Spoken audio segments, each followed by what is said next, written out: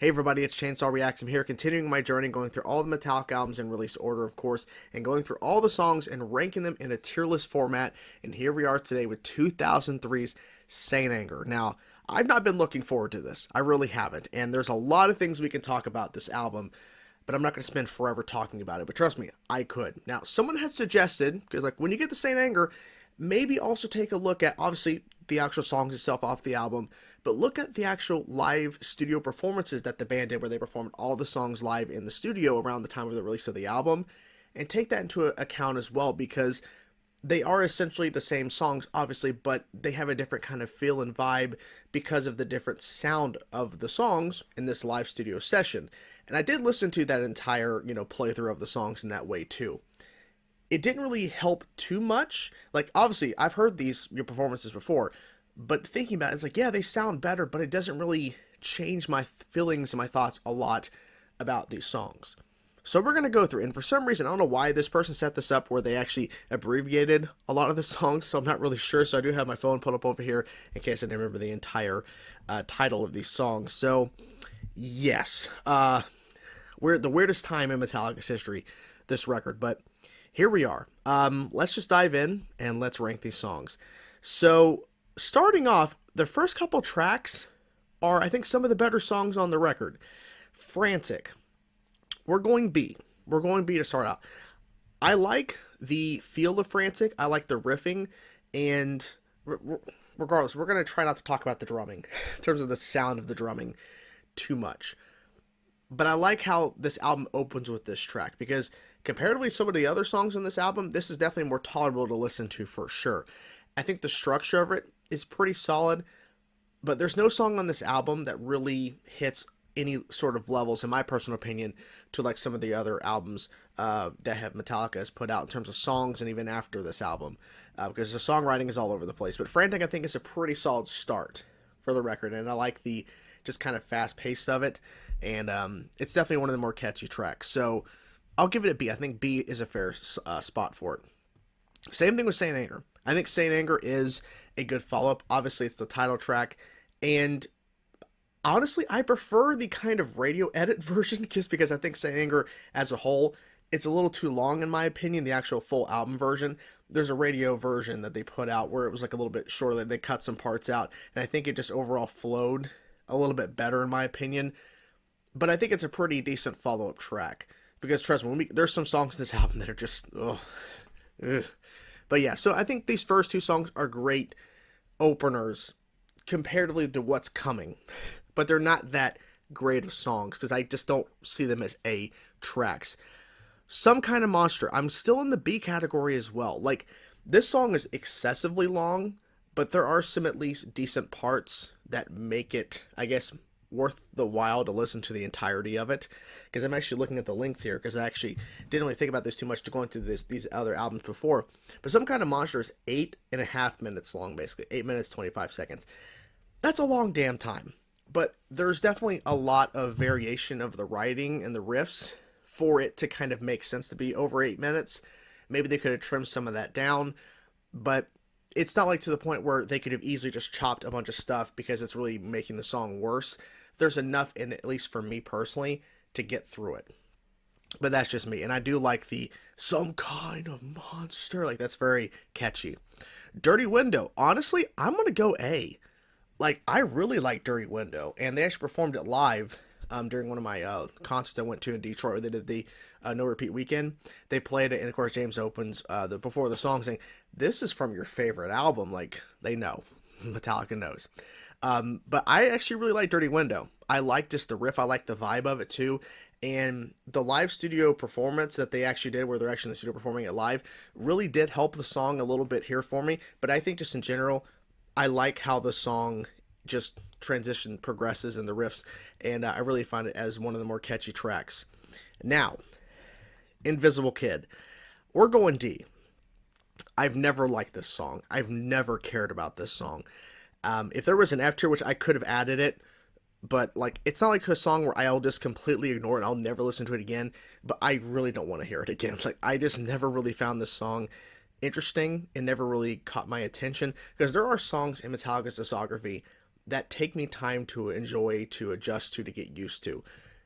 Because, I don't know, music is very weird in that sense for me at times. There are certain songs that I won't appreciate till years later. I'll give you an example, not even Metallica related, just real fast. Because Invisible Kid, to me, it'll just never hit like this. There's a song off of Hushed and Grim, Mastodon's 2021 release, and there's a song called The Beast. And that song, I never really cared for it that much. And for some reason now over the past few months, I love that track so much. And it took me years to finally really appreciate that song. Invisible Kid, it's had so much more time, and it just has never hit. And honestly, it just kind of annoys me every time I hear it. So, Invisible Kid, I just never really liked anything about it. I mean, I don't know, like even the little part they play in the documentary for Metallica and everything. Of course, when Robert was brought on as the new bass player, at one point they play the song when Rob is like, doing something or whatever, like getting prepared and stuff, or learning the songs. They play Invisible Kid, and I just hate that part. I really can't stand it. My World, I'm kind of in the same boat. I mean, I think I'll give it a C. My World is at least a little bit better, but there really isn't anything really memorable. Invisible Kid just kind of frustrates me at times. Like, I just don't understand why the song is just, nothing really is catchy. For In My World, at least there's some small little bits of like the riffs. It's like, okay, it's definitely an improvement, because I'm going, of course, in the track list order here. So like when Invisible Kid is over, My World comes on, it's at least a little bit of a step up, at least for me. But not much of one to really get to like B or A. But at least My World is at least a little more tolerable for me, in my opinion. Shoot Me Again, I'm going to go with B. There are actually people that think this is one of the weakest songs on the album, and I get it. This entire album is very subjective in terms of, obviously, the overall album itself, but then individual songs. Like, there's just a lot of, like, stuff on this record. But Shoot Me Again at least has some catchy vocal melodies for me, and I think it's a solid song. Comparatively from My World and Invisible Kid, I prefer Shoot Me Again, for sure. And it was one of those songs where I would repeat actually a couple times when I first really got into this record. Not really getting into it, but actually listening to it and trying to get past that like wall that has always been there. Because I've always been somebody that, yes, I understand this is an album, it's out there, there are people that like this album, that's completely fine. But I just can't get past the production. The production is just horrific. But this is one of those songs that I actually would repeat certain sections back during the high school era, high school days, a long time ago now. And I would actually listen to some parts because it was just really, at a certain time, certain parts was really standing out. So Shoot Me Again definitely is a better track. Sweet Amber, one of the better tracks. Holy crap, Sweet Amber is good. Only one live performance, I'm shocked. But I'm glad I at least performed it once live. But Sweet Amber is one of those songs that really surprised me, because once we got to this song, as I was listening to this album for the first couple times through this entirety way long back, I was surprised at the sound of it. Like the opening riff, it's so interesting, and just the way the song picks up. I was just surprised by the lyrics and just everything about it, really. Because when you look at the other songs and sound like, how does this song even exist in this era of time when a lot of the other songs are kind of in that same kind of vibe and same kind of like tone and aggression? Sweet Amber definitely is. It has some of those elements, but it definitely, I think, sits on its own. Sits kind of like by itself in a way outside of the majority of this record, which I appreciate. Really dug this song, Sweet Amber. The Unnamed Feeling, I'm kind of in the same boat with A. Now, I'm not going to count this as a part of my ranking, but there's it's like a 2007 YouTube upload called The Unnamed Feeling Remix. It's where somebody tried to help the production on the drums and added some more layers to the guitars. And I really love that version. It's really cool to listen to. But the original version of Unnamed Feeling, I still feel is pretty damn good compared to some of the other songs on the record.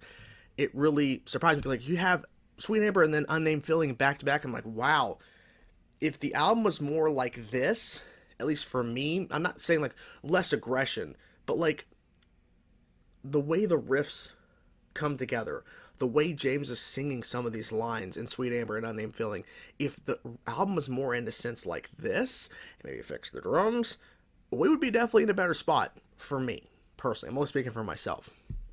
But Unnamed Feeling was definitely a great follow-up from Sweet Amber, and I really like the Unnamed Feeling. And I highly recommend going to check out the Unnamed Feeling remix. Like, that's a whole separate discussion, but the original studio version is still pretty damn good. And I wish there was more songs like Sweet Amber and Unnamed Feeling on the record, personally. Purify is another good track, too. We're going with B, in my opinion. Purify is really cool. I like just the freaking hard-hitting riff, and it isn't like just a heavy riff just to be heavy. It feels like there's an impact to it. And it's funny because, like, for me, it's, to me, one of the better songs on the album. There are some people that think it's, once again, just like with Shoot Me Again, one of the worst songs. And I'm like, okay, music is subjective. I get it. But I really enjoy Purify overall, and it's a pretty solid song. But it's definitely, for me, not in the same kind of conversation as Dirty Window, Sweet Amber, and Unnamed Feeling. But Purify, it's a pretty solid track overall. All Within My Hands. I'm conflicted because in some instances I want to put it in A because I love just the opening kind of like scraping of the strings, and then the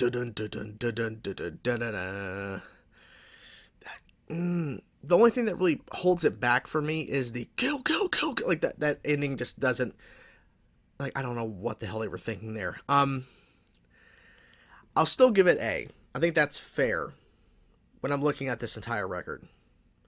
I'll go with A. Because even though that ending is really frustrating, like, the majority of the song has this, like, really cool kind of eerie kind of feel to it. And then, like, even the drums at that part where it goes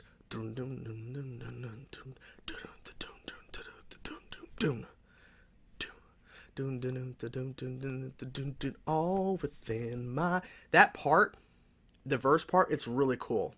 I really like that. And then when, of course, it hits harder, all within my, like, it's a pretty damn catchy. It's just that ending part that really, so I think I'm fine where this sits. Now, I should have said this before in the intro. When I'm ranking these songs, especially when you're looking at A tier and B tier, I'm not saying, like, these songs could comparatively compare to, like, something that's going to be in the A and B tier off of the Black Album or whatever. I'm looking at this album where it's kind of sitting. If we were to put the St. Anger songs comparatively to the rest of the discography before we're getting to this point, these songs definitely wouldn't be higher. But I'm looking at, like, okay, off this album, where would I rank these songs in terms of enjoyment and everything on its own? Like, it's a separate thing. Like, I probably should make that very clear, and I'm hoping you guys kind of understand that, but just in case it's unapparent, that's what it is. Because if we put, okay, let's rank the Saint Anger songs, and let's rank the Master Puppet songs, just something, right?